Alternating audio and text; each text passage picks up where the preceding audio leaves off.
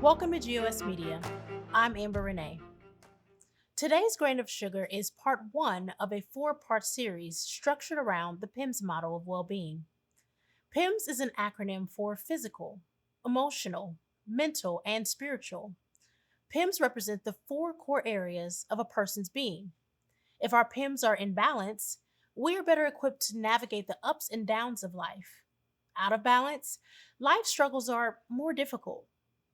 Each of GOS episodes of PEMS provides simple ABCs or action items to help you begin the journey of balancing your PEMS. Of course, our action items are not a treasure map to a fully balanced life. They are more of a baseline to help point the needle of your compass in the right direction for launching out. Today's part one provides ABC insight into our physical well being. Ready? Let's begin. A is for active. The secret to staying youthful is to avoid becoming a couch potato or computer junkie. So we need to be active at every opportunity. When the school or work day ends, don't find time to pick up the remote or a game controller. Make time to be physically active. It is also a good idea to have friends or family to join you in your activity. The best activity is exercise. Exercise is something that should push you physically, be it speed walking around the neighborhood, a treadmill in your garage, or gym membership. The purpose of exercise is to raise your heart rate, keep muscle mass strong, and to sweat out toxins. Exercise is also a great way to maintain or lose weight. There are exercise programs for most ages and conditions. However, if strenuous exercise is not for you, you could still be active. Maybe it's not speed walking. Maybe a slow stroll to the end of the street, playing cornhole in the backyard, or pushing children or grandchildren in a swing. If we are to improve our physical well being, we need to remember it's easy to start and it's also easier to quit. That's one reason why we encourage you to have a friend or family member as a workout partner. They are someone who can hold you accountable and encourage you along the way. So if you find yourself wanting to quit, remember, physicians tell us socializing and an active lifestyle promotes mental health and delays physical ailments. B is for biorhythm.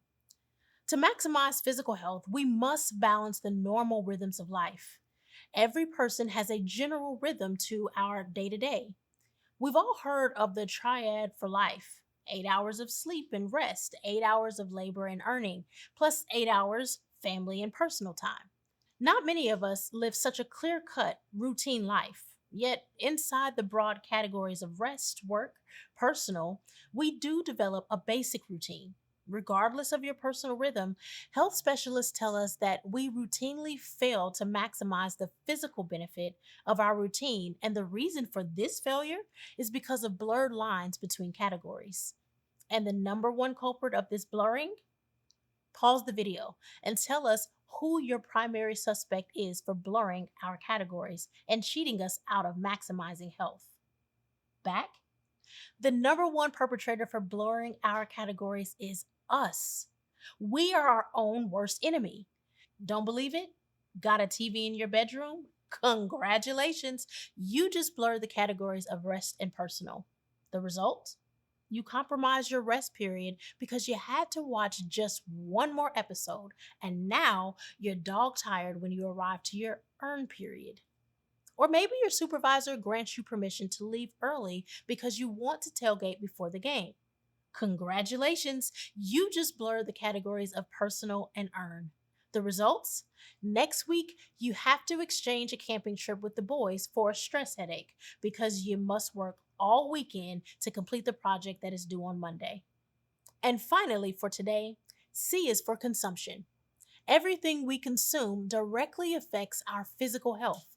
When it comes to our intake, there are two aspects that we should concern ourselves: quantity and quality. When it comes to quantity, common sense tells us that regardless of the diet we choose, to maintain our current weight or if we want to lose weight, we must burn more calories than we consume. And it only takes a cursory look around to realize that most of us are consuming far more calories than we burn. Whether we cook at home or visit a restaurant, portions of our food are far larger than what we need. Yet every one of us has probably heard our parents say, "Clean your plate." And so, be it consciously or subconsciously, we consume all of the large portions on our plate. To better regulate the quantity of food we ingest, we should remember the number 20. From the time we sit down and begin to eat, it takes 20 minutes for our brain to register fullness. It also takes about 20 minutes for an average person to consume a meal. You probably already see where this is going. By the time we have consumed a meal much larger than necessary, our brain is just now telling us we are full, resulting in overeating. To prevent this from happening, we should slow down our eating. The two easiest ways to slow down are: take more drinks between bites, and two, remembering the other thing our parents told us: chew your food slowly. Turning our attention from the quantity to quality, I want you to imagine a Formula One race car preparing for the Grand Prix. Instead of using 102 octane, the team fills the tank with cheap 80 octane fuel. The same goes for our body. Whatever we put in our body directly affects our physical health. And don't buy into the myth that eating healthy is too expensive. Truth be told, healthier food choice is possible with only two simple changes. One of the most purchased products is snack food. The reason for this isn't because they're super cheap, because they're not, but because, well, we love our sweet, fatty foods. We're recording this video in mid 2025. And according to the National Grocers Association, average cost of a 10-ounce sack of powdered donuts is $2.50, while 1 pound of apples costs $1.50, 1 pound of navel oranges, $1.50, a large bag of chips and 16-ounce dip, $5. Thus, the first thing you can do to eat healthy is to change your snacking habits by comparing prices between junk food versus fruits and then making a conscious decision to go with the healthy choices. Secondly, we've already talked about portion size. Wanting to purchase as much food as possible within our budget, we tend to buy cheaper cuts of meat and canned vegetables. Some do purchase fresh vegetables, they just purchase on sale vegetables fast approaching the end of their shelf life. Thus, if we begin to consume smaller portions, we can buy higher qualities of meat and vegetables. On a final note, if you're young and starting out, empty nesters, or retired, with the advent of multiple home delivery meal options, costing has made them affordable. Most of these meals are nutritious, portion control, and cost neutral when factoring time, energy, and effort of shopping, preparing, and cooking individual meals.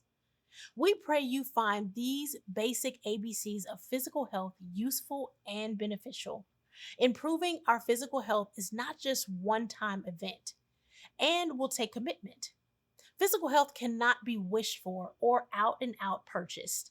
It requires imbibing the reality that you and you alone are the solution. If you still remain hesitant to get started, then as a final encouragement, we give you today's grain of sugar. Take care of your body.